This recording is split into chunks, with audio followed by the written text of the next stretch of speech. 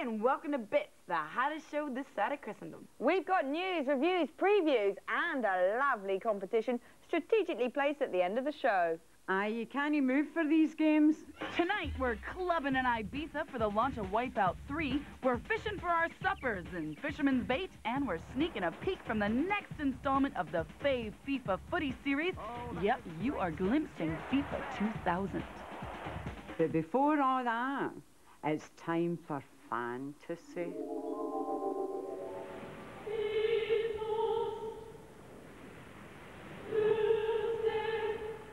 Final Fantasy revolutionised the RPG genre.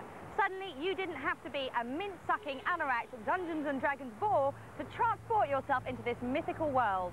Along came a series that did the manga treatment to nerdy mind-flexing.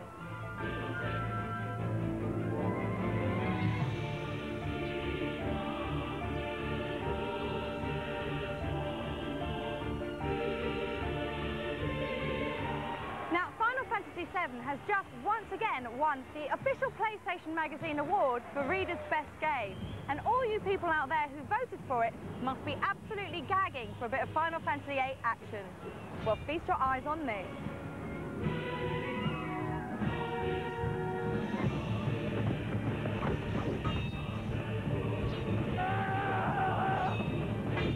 This RPG is not just for the geek in all of us, it's a new way of life.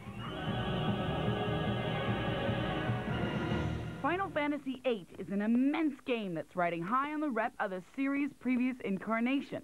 Word on the street in Japan has it that this is possibly the best game ever, with an amazing pre-sale of 2 million copies. Then again, the Land of the Rising Sun does respond to hype in a big way, so we cynical bitches at Bits are gonna give you the real rundown, and not just the poppycock. There are a number of differences between Final Fantasy VII and Final Fantasy VIII. It's much more user-friendly, engaging to the eye as well as to the brain. Immediately, you'll notice the superb graphics in both the FMV and in the gameplay. No longer do you have to squint to make out your character in the miasma of building and backdrop. All playable persons are closer, more well-defined, unboxy, and well-textured. It's pretty hard to believe they're made up of little squares. The manga style's been swapped for something still cartoony, but much, much more believable. They look like humans now, not spheres plopped together with a few spiky tips to define hairlines. Don't expect real-time blood, guts, and gore. You're still face-to-face with a turn-based style action device that only allows you to lash out when your little meter at the bottom of the screen fills up. It's not engrossing stuff. In between takes, you're a sitting duck, stationary until you get hit or can hit back.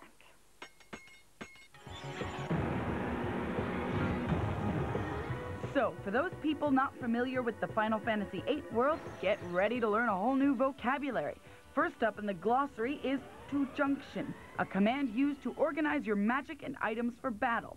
Using a simple stack system, you can plan your method of attack before you set into a boss character. It's very handy and adds a bit of brain to the less than spectacular battle system employed by the developers at Square. Vocab word number 2 is the verb to draw. Put your pens and paper away. This handy battle mechanism can save your punk ass from 6 feet under. In the place of lashing out when it's your turn, you can choose to draw forces from your enemy and use them to attack it or to cure your team. Another fantastic battle addition, and the third vocabulary word in the lesson, is guardian force, which, if you're a lonely guy, can be called more of a friend than a weapon. They're beast-like supporting characters who have some serious elemental power under their belts. They can be called forth in battle like magic and used to bring a heavy load of ass whoop on your enemies. And they follow you wherever you go. Kinda like a dog, but they don't poo on your slippers. They kick butt. At the end of the day, they can learn new tricks according to battle experiences.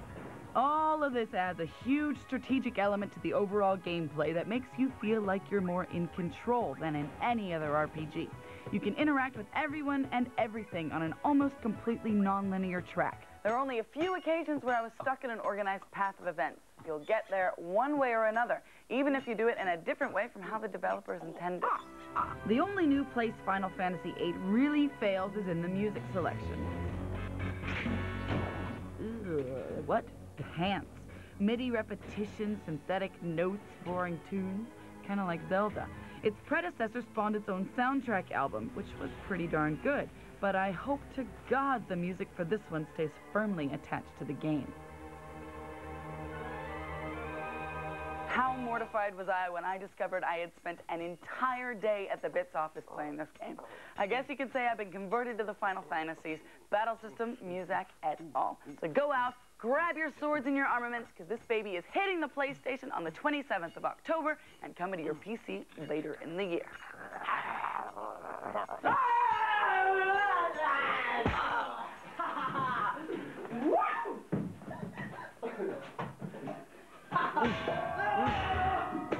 In August, Milk Can, the band featured on the Jammalami game, the music-based one that you all know and love, performed the first ever live video game concert in New York to promote the launch of their new title. Okay, so it wasn't actually Jamma and Sunny Funny themselves, but rather the voice talent and musicians behind the game. Freaky gamers attending also got the chance to compete on stage and feel some of the adulation that their little 2D heroes are currently generating. Yes, it's the moment you've all been waiting, panting, dribbling for, your possible 15 seconds of fame. Today could be your lucky day because we are about to announce the competition winner for our very first console giveaway. One lucky geezer is going to go away with a Sony PlayStation and a copy of V-Rally 2 to play on it and a patented licensed bag. Now, because we're so darn nice here at Bits, we're also taking 2 other folk off the loser trail, smacking them right in the middle of the winner's circle, giving you guys a copy of the game and a satchel to carry it away in. Fantastic. So, the last line of the Beatles song, Drive My Car, is not, and baby, I love you.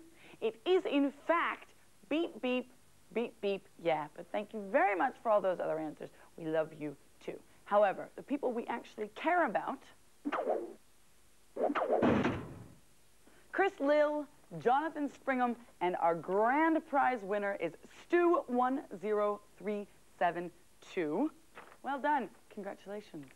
Vroom. What the heck else are we going to give away this week?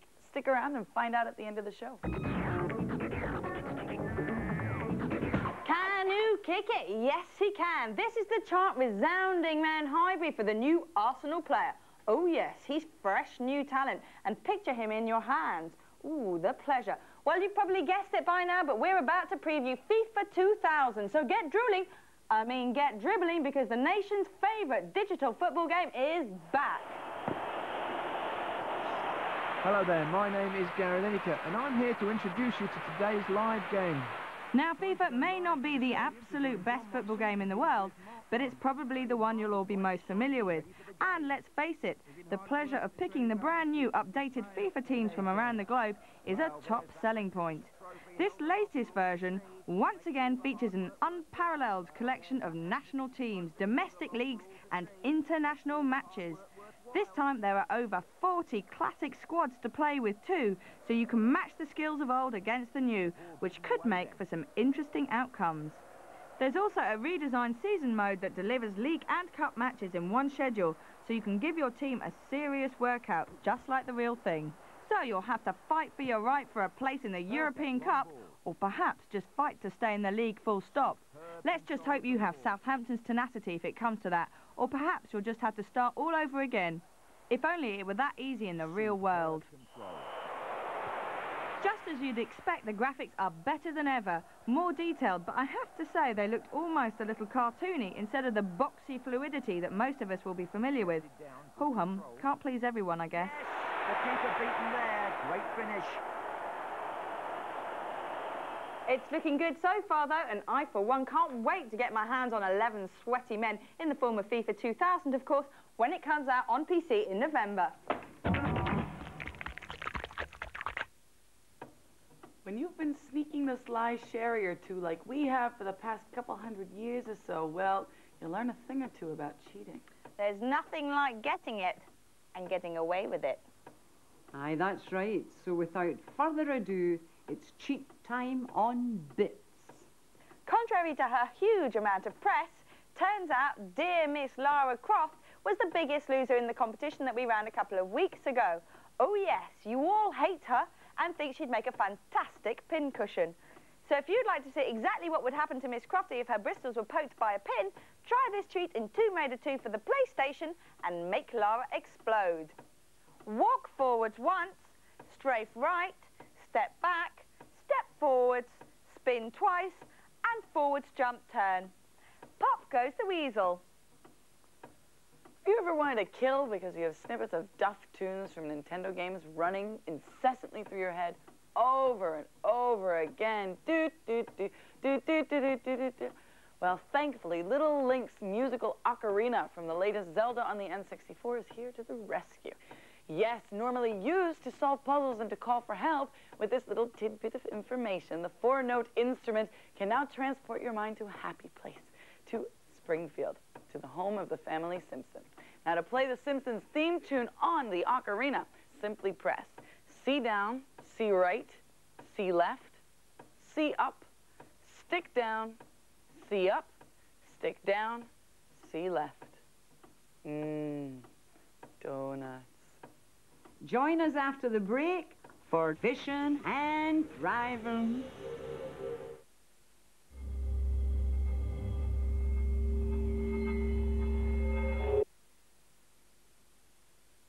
Sometimes I get the sneaking suspicion that all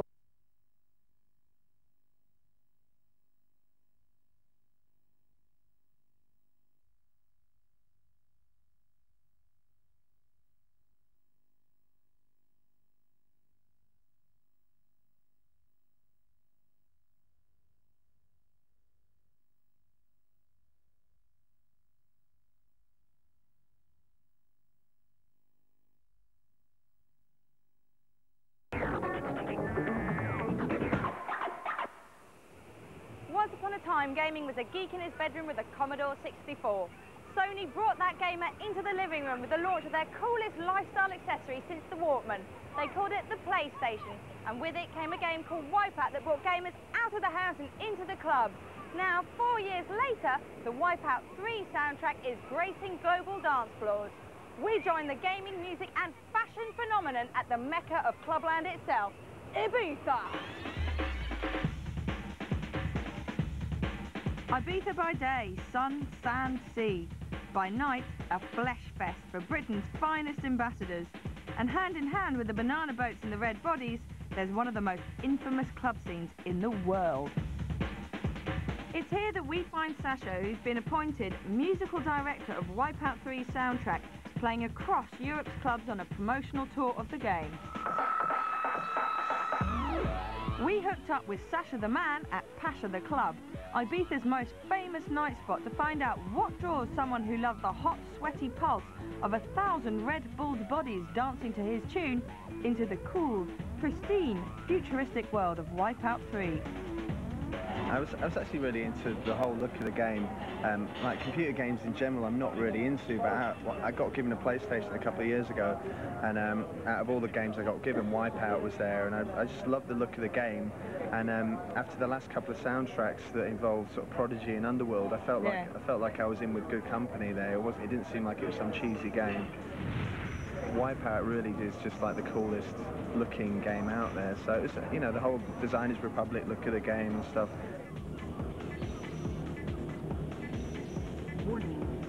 Do you see clubbers and gaming going together hand in hand? Well, I think with games like Wipeout, definitely. I mean, it is like the perfect after-club game. It's got great music, of course. Of course. And, you know, it looks very futuristic and it's very fast, and it's just, I think actually clubbing probably influenced the makeup of the Wipeout game. I think a lot of people involved in making the game are clubbers and really into clubbing and stuff. You know, it's very Red Bull, it's very stimulant, it's very hyper, you know, and it's very fast-moving.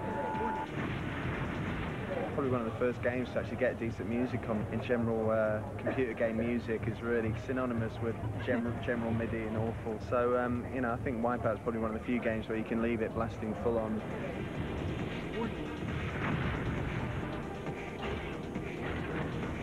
And you put the rest of the soundtrack together. How did that go? Was it difficult, or did you know what you wanted? I just went through my record boxes of what I was playing out that month, and yeah, I've got quite a few sort of exclusive tracks here and there, and I think that's why they ended up getting BT, Paul Van Dyke. You know, I think Chemical Brothers are on there as well. Yeah. And I think, you know, it's a cool bunch of people really to be surrounded with.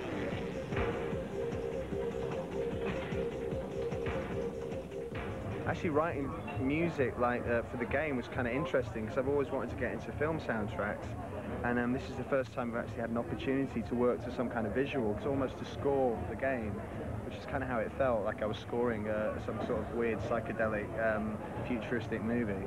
To actually see the game coming together really kind of influenced the music, because the first track that we did for them was actually before I'd seen anything. Right. And when we actually received the game, I realised it was way too slow, because the game is so fast moving, and really wanted to make the music to be as exciting, really. You've seen the prototype tracks? Yeah. Is that what you actually saw when you were designing the music, or did you see it as a whole? I think it was really important. I did actually get to see a game before I did the music. The makers of the game, Psygnosis, kept on sending me down bits of the game, you know, in beta format. Yeah. Being able to actually play it, you can feel how fast it is.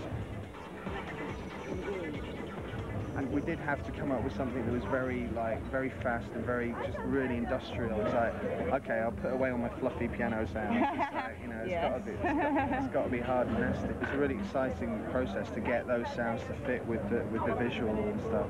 The actual finished result is really fantastic to look at. It was a cool project to work on there. It was exciting.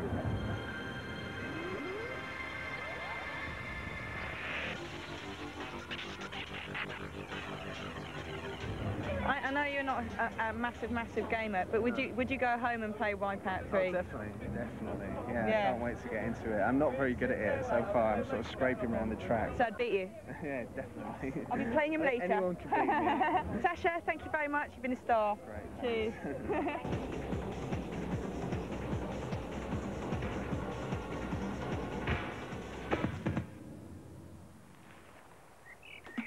Virtual fishing is a hit in Japan. The arcades are teeming with business-suited men and their rods, endlessly casting their yen into a virtual ocean. Now with all things Japanese flooding our cultural shores, well, we've got to contend with Fisherman's Bait, a bass challenge on our PlayStation. It's the hook, line, and sinker of arcade conversions, but will we bite? Don't be fooled by its gimmicky appeal. These sorts of games had infiltrated Western cabinets since the Atari 2600 came out with Fisherman's Derby. Although Fisherman's Bait is whale meat compared to that little minnow, they're still doing exactly the same thing, skinning off the smells and the tedium to have you at home with your fry-up in no time flat. In one of 4 modes, you choose your spot, you ride in on a jet ski, you choose one of 7 lure styles, cast in, and hope for the best. For angling virgins or vegetarians, pop-up menus in the beginner's mode help with tricks of the trade, like which lure is the most appropriate for which conditions and how to reel your catch in at the end of the day. Training mode lets you check out the hot spots. Keep in mind where the big kahunas are biting, because they don't wander far, and you can save time during tournament mode, heading that away for some easy landing. If you have friends, grab a buddy and head to the fake lake for some beers and bonding in 2 versus mode. Just don't cross the beans.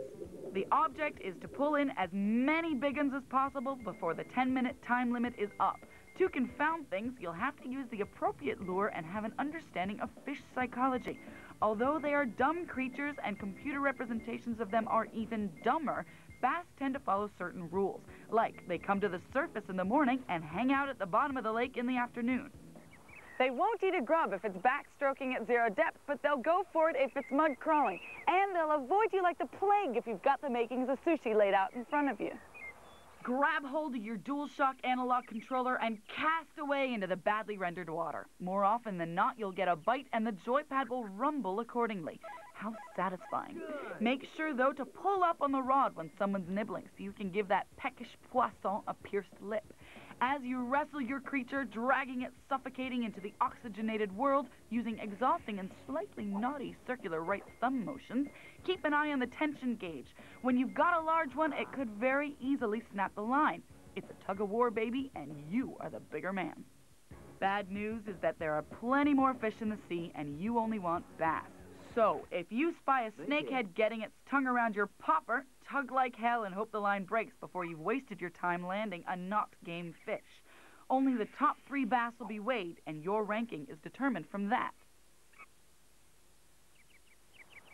It's simple, really, but quite stressful when you've only caught a bluegill weighing 2 ounces and there's 30 seconds left on the tournament timer. It's not the great outdoors, it's an arcade port. Why anyone would choose to fish near these washed-out 70s photographic backgrounds confounds us at bits. although we did have a blast trying for a one-eyed puffer near the nuclear power plant. The best part is the controls. You can opt for a fishing rod, but guaranteed that the novelty value will wear off after you put the money on the counter. Stick with the Dual Shock. Its combination of vibration and maneuvering actually make this game exciting. Definitely worth playing for more than 5 minutes. Largemouth bass. The announcer also seems genuinely concerned for your welfare. Large. He has a wide range of emotions, from miserable to orgasmic, and he can say a variety of words. If you're feeling randy, you might make him your catch of the day. Congratulations. Fish. Fisherman's Bait, a bass landing, is not what you'd call a stimulating afternoon out at the shore, nor would you say it's a whale of a time, but it's definitely a good rental for a sensitive night in after larging it at your local hotspot. The hotly touted Dreamcast title of the genre, Get Bass, will be out in September. Or you can stick with your PlayStation with Big Bass Challenge. But Fisherman's Bait will be out on the 1st of October, which is a Friday. A great day for fish.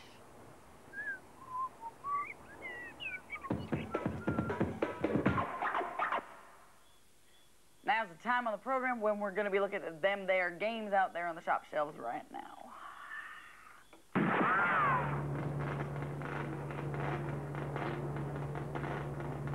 Don't you just love the smell of bike fuel in the morning?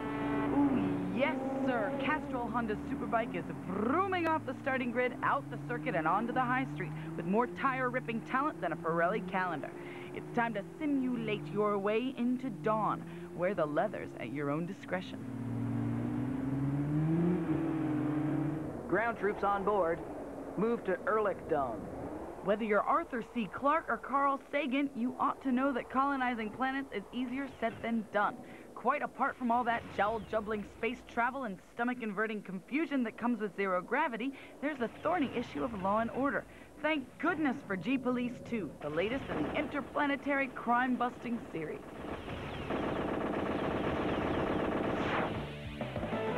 This has to be the purest and the simplest gameplay concept since Space Invaders. You point, you shoot. Maybe you score. The difference, it's point blank too, which means you'll be pointing at a greater array of targets than you could possibly imagine. There's everything from cardboard cowboys to underwater castles, even a sheep shearing mode. It's simple, but it's tough. Word of advice, get the gun that goes with it. Ah, shop till you drop. Hey, load up the pickup.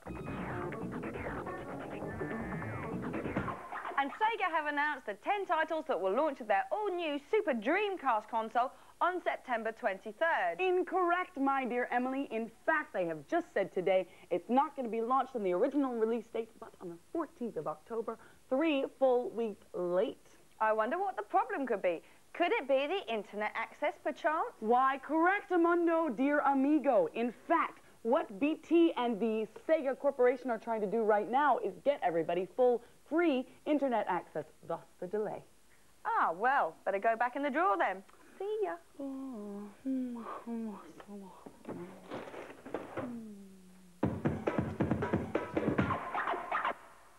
It's competition time, and this week Emily's been on a bit of a binge, and she's eaten up all of the prizes.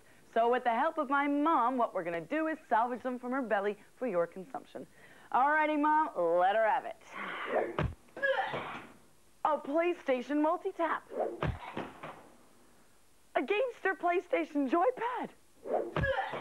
And a whole bunch of PlayStation games, including the FA Premier League Stars, Street Fighter Alpha 3 and the accompanying fighting guide, and 7 others. You piggy, piggy, piggy, piggy, piggy. Emily! It wasn't me. It was only the AIDS Exodus fart cushion which we're including with the prize. And all you have to do is design a delicious and nutritious dinner for this gamed-out lady. Simply email us your dinner plans to bitsonforlater@yahoo.co.uk and we'll spew back the winner on a later programme. Bye-bye.